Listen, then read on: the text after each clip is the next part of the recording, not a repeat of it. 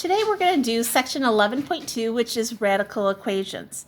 Yesterday you worked with radicals, which was basically finding the square roots of numbers. We can take square roots of perfect squares, which gives us a whole number for an answer, or we can take square roots of numbers that aren't perfect squares and get decimals that continue on. And so today we're going to now take that knowledge and apply it to solving equations. And a radical equation is simply an equation that has an x, or a variable, in the radicand sign. And so basically it's under the square root sign. And so when we solve these radical equations, we're going to use the rules that we do for equations. And we're going to go ahead and have to get rid of our square root sign. Okay, now we also have to remember, we talked about yesterday, to undo a square root, we have to take the opposite, which is squaring it. And so today we're going to apply that in our problems here. So the very first thing we're going to do is to isolate our variable and get it by itself, which means we're going to have to combine some like terms. In this case here, my 3 and my 8 are like terms, so I need to move it across the equal sign and combine it. And then that isolates my x variable here. And then I have to eliminate the square root sign by squaring both sides. And then I can finish the problem and solve for x. So let's go ahead, and we're going to go ahead and do some practicing here. We'll start off with a small one here. And I simply got a radical equation that says the square root of x equals 5.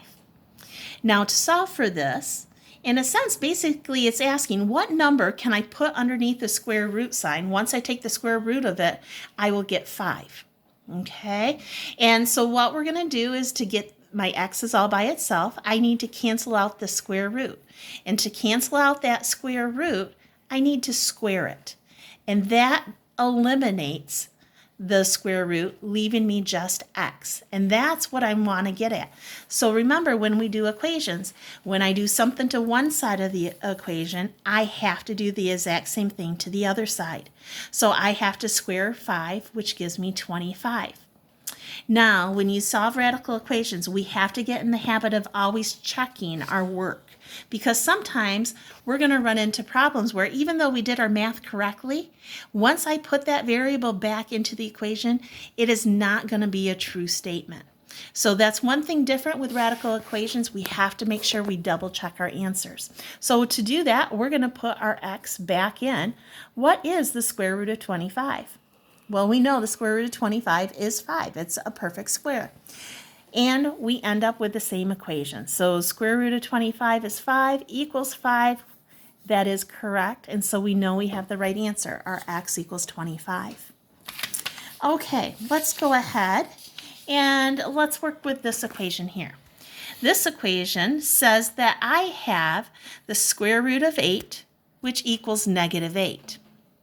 Okay, now to solve this problem, we're going to go ahead and we're going to square both sides. That eliminates my square root, giving me x, and I need to go ahead and square this side. Well, when I square this, negative 8 times negative 8 gives me a positive 64. Okay, we did our math, right? We're good. Now let's put it back into the equation to check it. So if I put the square root of 64 in here, it's supposed to equal negative 8.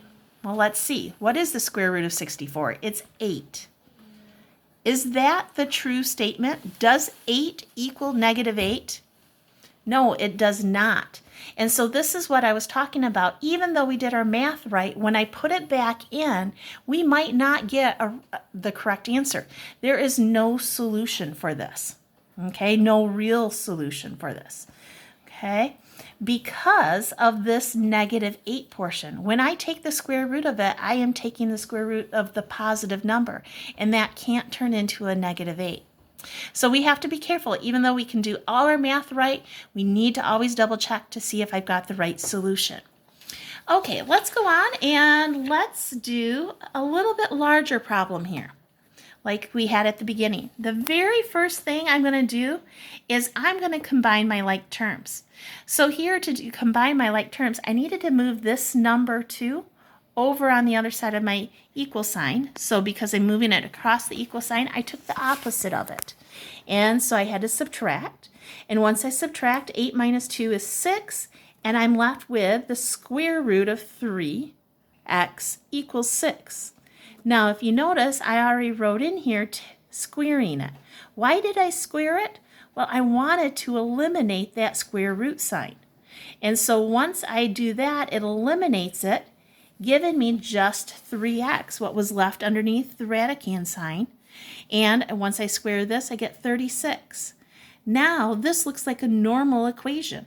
I need to get x by itself. This is a multiplication because they're side by side. So to undo multiplication, I divide. So I divide both sides by 3, and I end up with x being 12. Now let's go ahead and put it back into the equations to see if that's correct. So I'm going to go ahead and put this in. 3 times 12 plus 2 equals 8. Well, 3 times 12 is 36. Okay, square root of 36 is 6, and I end up with 8 being 8. That is true, that's correct. So I know x equals 12 is my correct answer for this.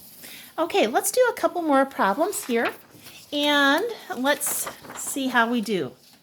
Okay, so we have the square root of 10 plus x plus 6 equals 7. And over here on this side, I have negative 4 times the square root of x equals 28. Okay, now to solve this problem, remember I need to combine like terms.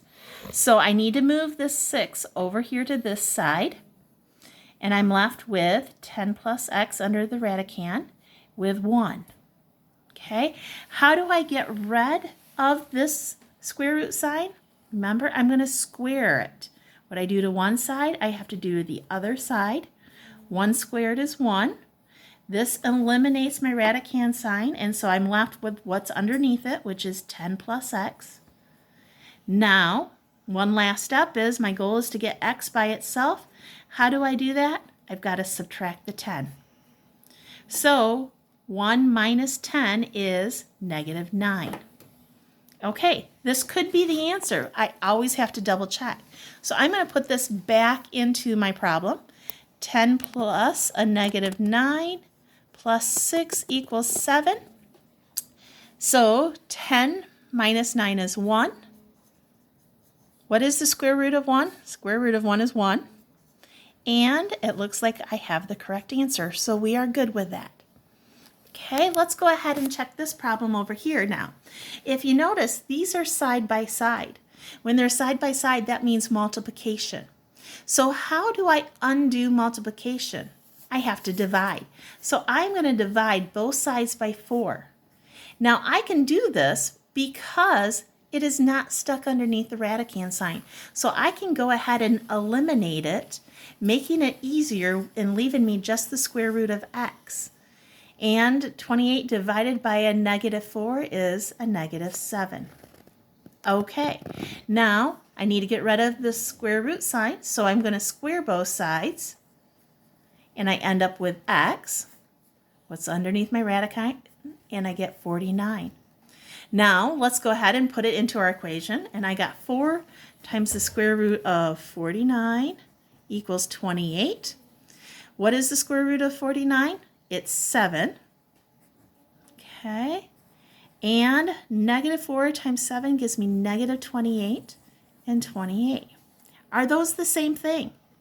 No. So even though we did our math right, x equal 49 is not the correct answer. So there is no real solution to this. Okay. So we have to be careful to always double check to make sure we did our math correctly on it.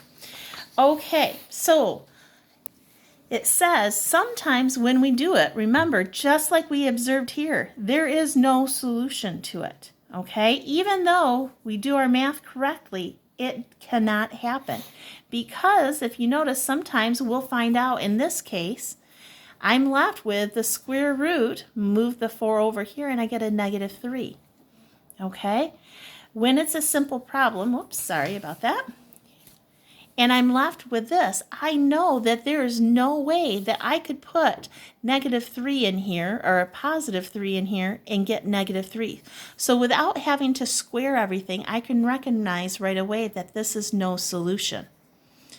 But I have to be careful because sometimes with doing all this extra stuff, I can get an answer of a negative number.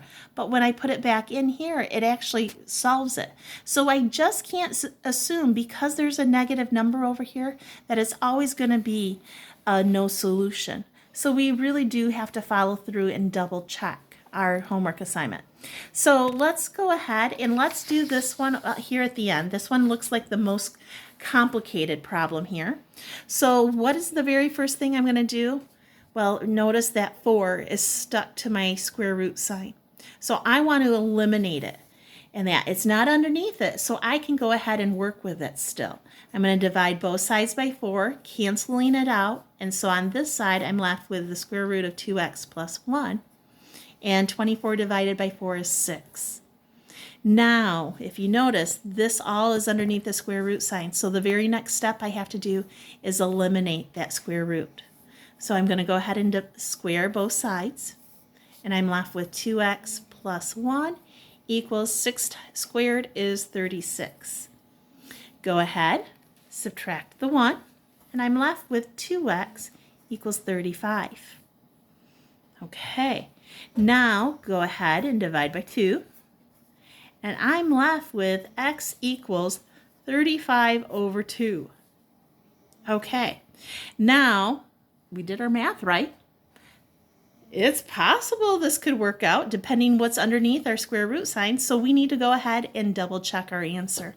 So put it back into our problem here. And so I'm going to put 2 times 35 over 2 plus 1 equals 24. Now, here's the thing. We're multiplying fractions. So underneath this whole number, I'm going to put a 1. Okay? These cancel out my 2's, and so what I'm really left with is 35 plus 1 equals 24. Okay? 4. Here's 35 plus 1, which is 36, equals 24. I need to go ahead and take the square root of 36, which is 6. They're side by side, so that means multiplication. And I end up with 24 equals 24. So right away when we did this problem, we thought, no way, there's no way x can be a fraction. Well, once we put it back into our problem here and double check our math, it can be. So don't just assume because you get some different answers that it can't be true. Always double check your answers when it comes to radical sign equations. Okay, guys, good luck with today's lesson. If you have any questions, text or email me. Have a good day.